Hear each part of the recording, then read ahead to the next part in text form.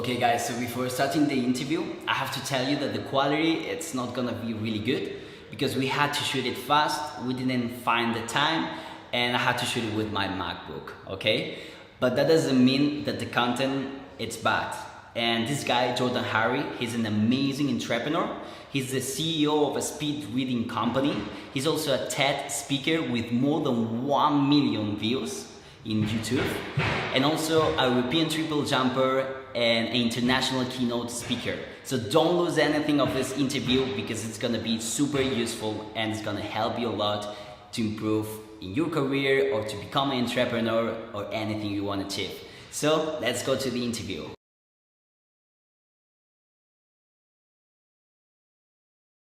Welcome to everyone. Today I'm here with Jordan Harry. Bonjour, Jordan. Thank you for having me. Today I wanted to do another interview with this great CEO and also a really good friend. So I would like you to introduce yourself because I think you're going to be better than me.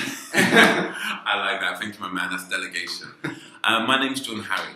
I teach people how to read fast and remember more. What is that? It's speed reading and memory training. Something you probably haven't heard of, and if you have, you've met no one that looks like me or sounds like me.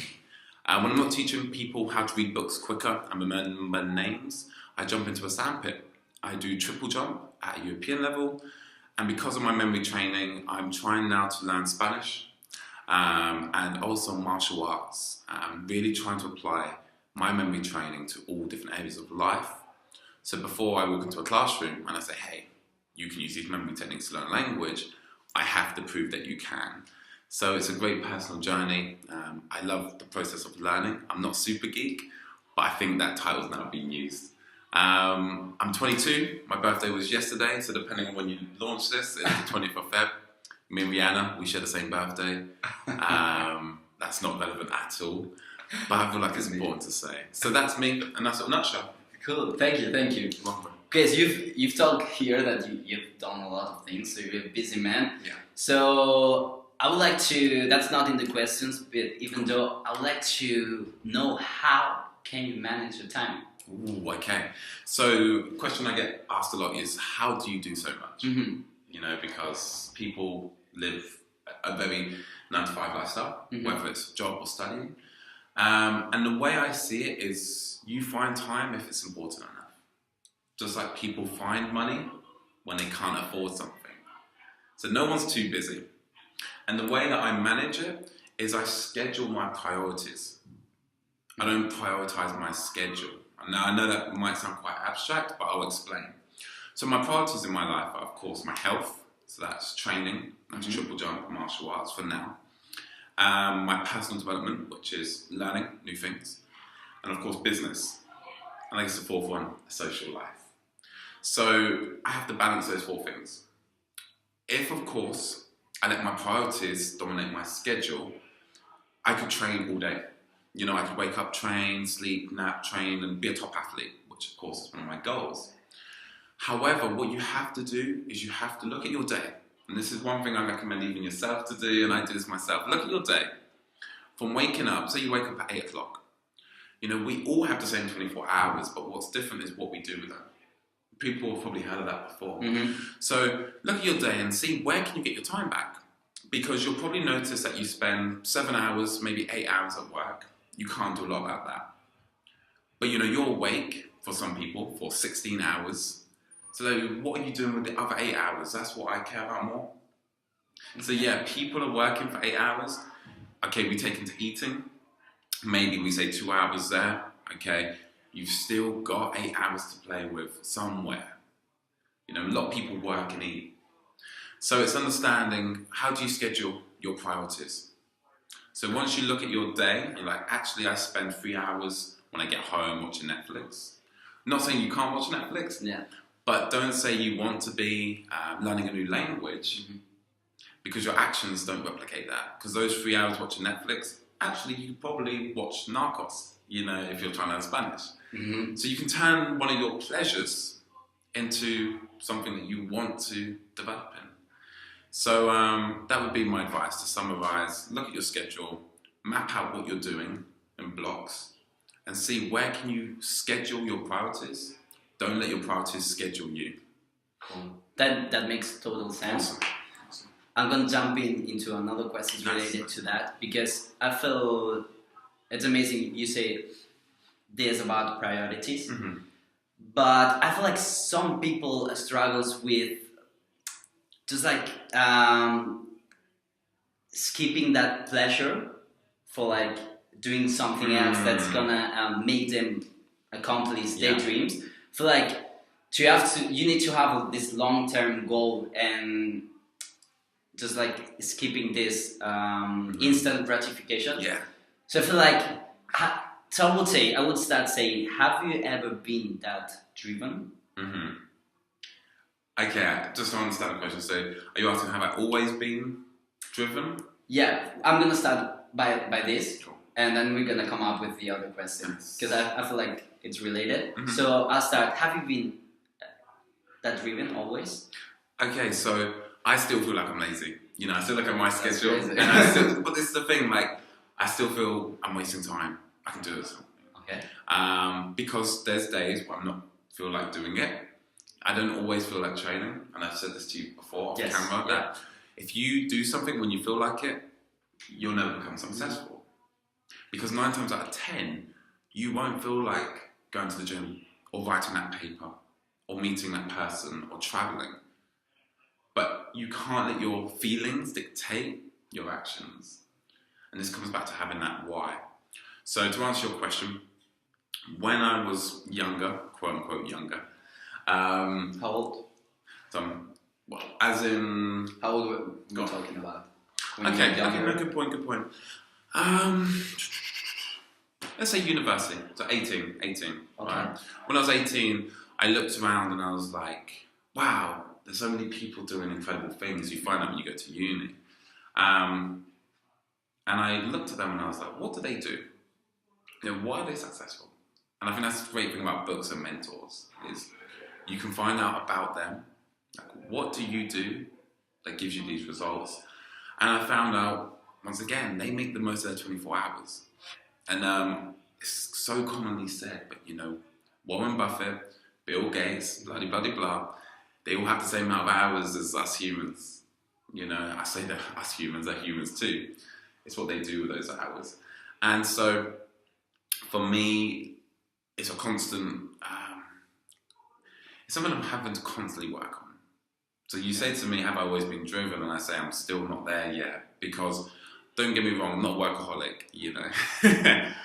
I'm not sure about that. Okay. But it's like, when I finish work, like, you know, working with the students today, I don't know if they know what we do, but me and Ivan both work for Corkscrew.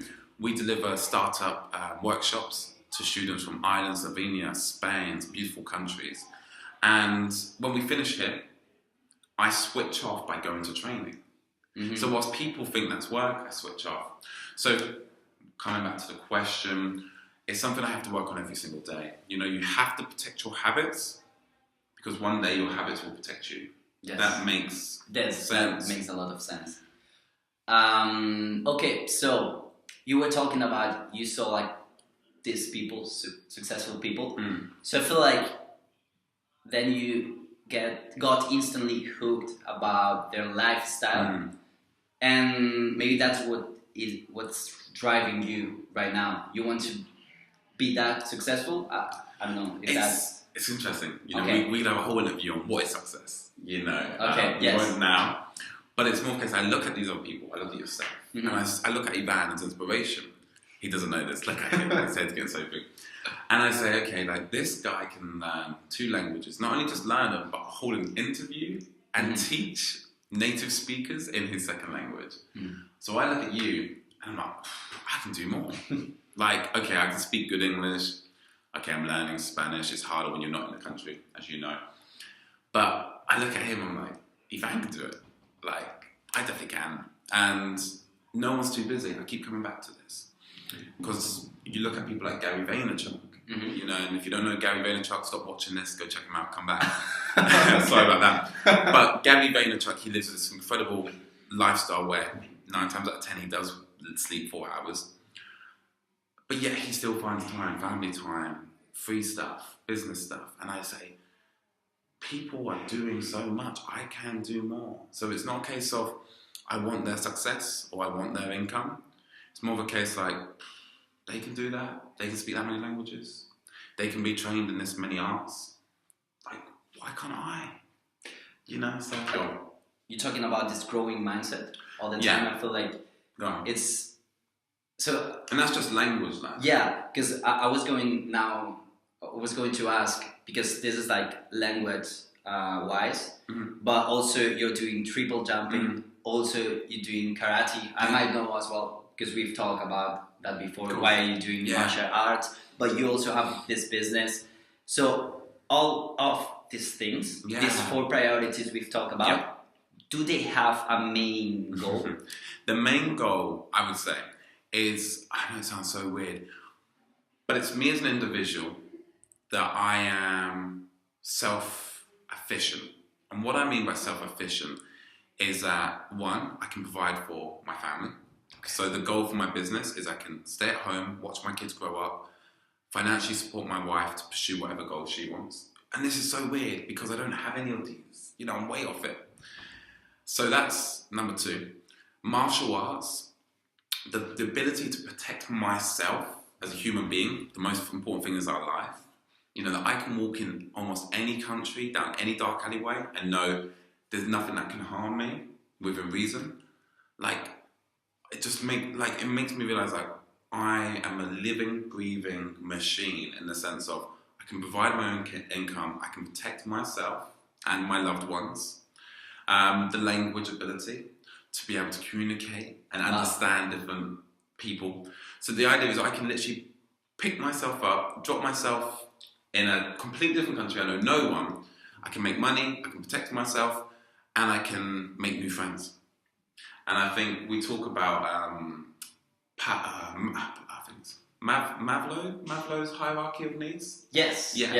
You know, the idea that the first thing, don't quote me on this, is safety, you know, food and water, and then it's money, and then we can attain self-actualization, which is the idea that we're loved by other people and we love ourselves.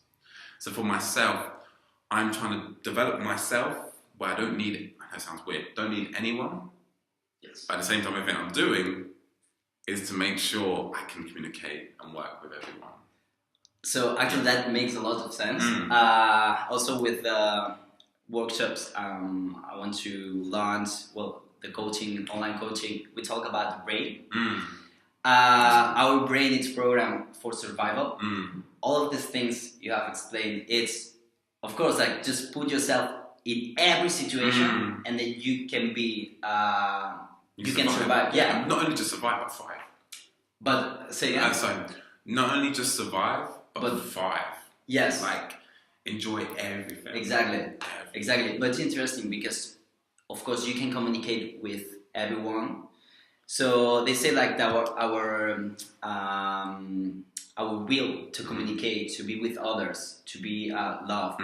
Why we want to be loved is because long ago when we were in the wild, if you were in a community, you were more safe. Of course, we do better numbers. Exactly. So if you can communicate with others, that's for survival. If you can have martial arts, you can protect yourself. Yeah, and others. And others, your family. You want to create your family because, of course, there's like this. You want to grow your children. You want to have this other generation of you. So we're talking all about like how it's life. Yeah. And I really like that how we came to the basics.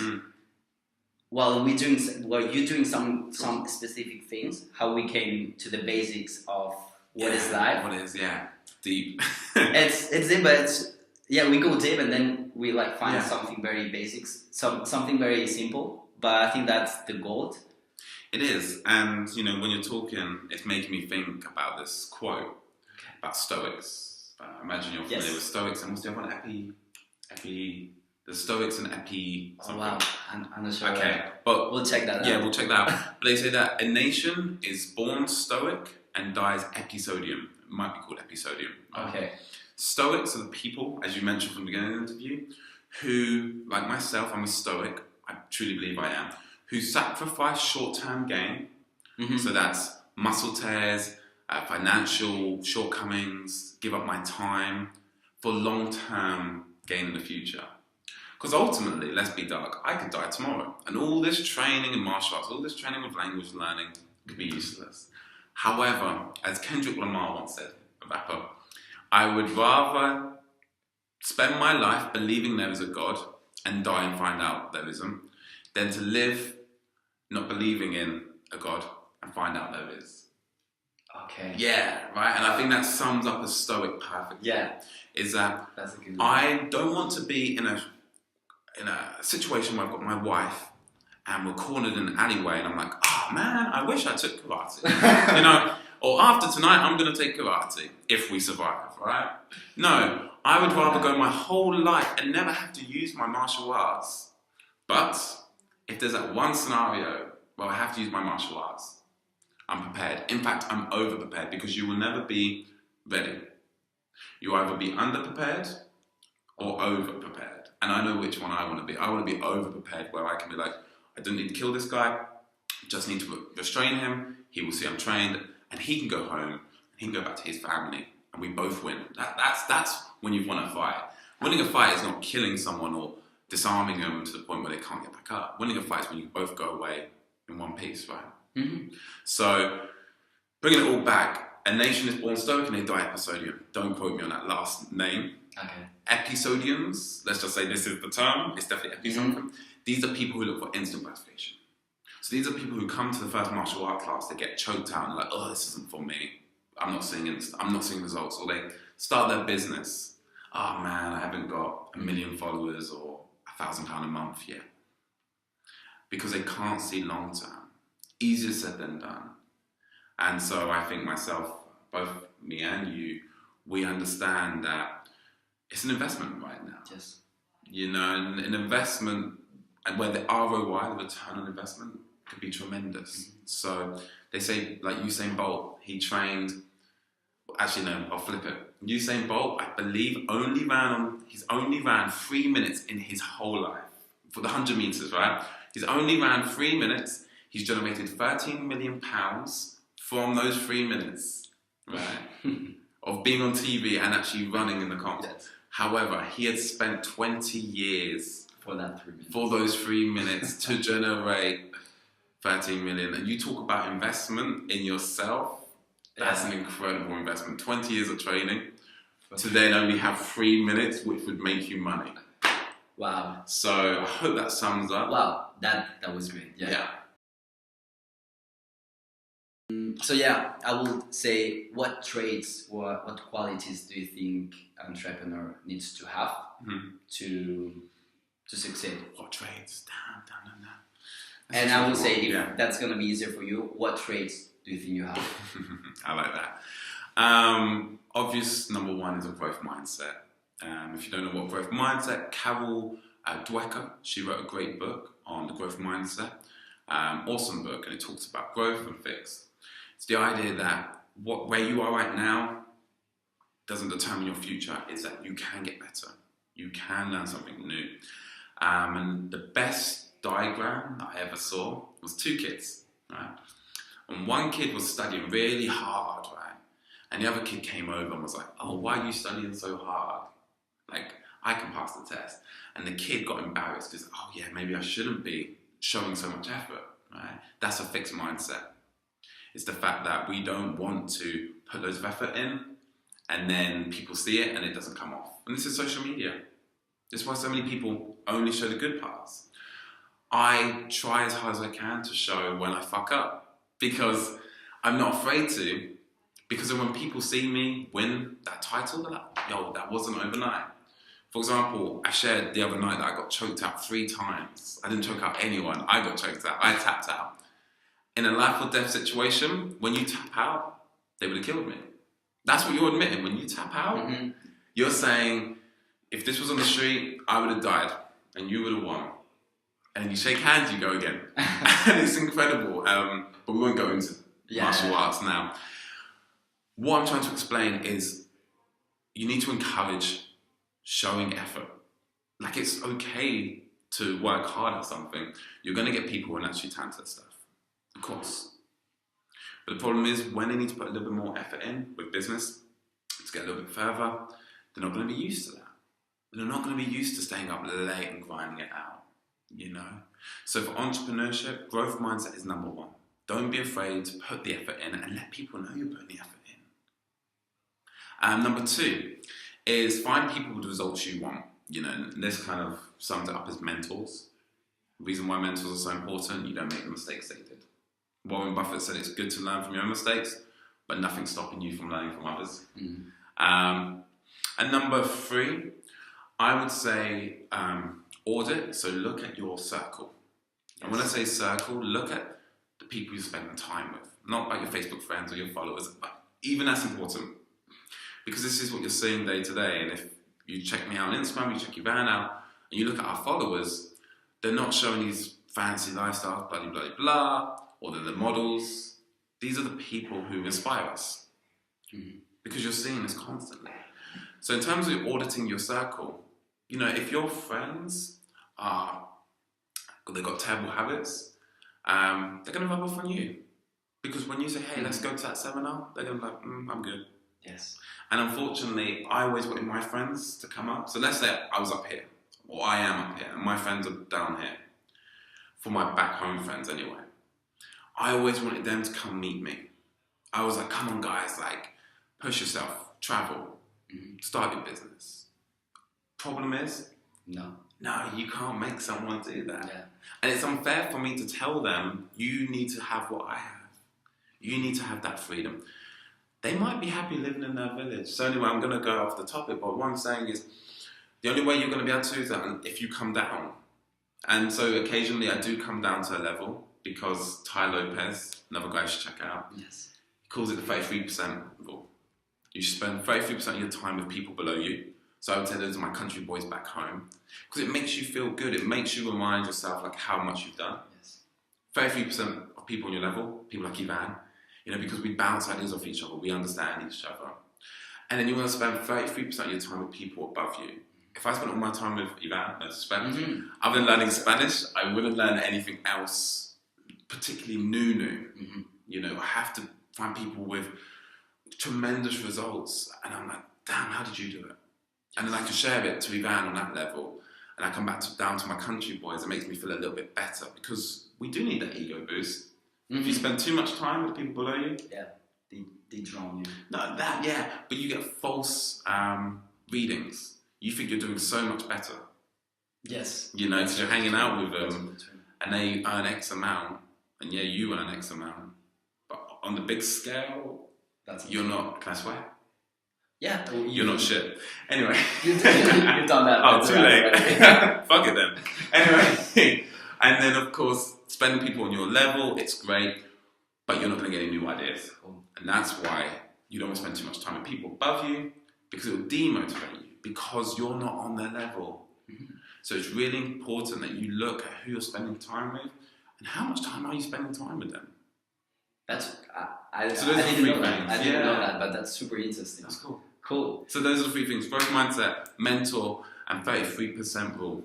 Nice. So, guys, I feel like this has been an amazing interview. I hope you like this amazing guy. Go check him out. He's doing amazing things. Thank you, Jordan. You're welcome. And a pleasure to have you here. See ya. Hasta luego.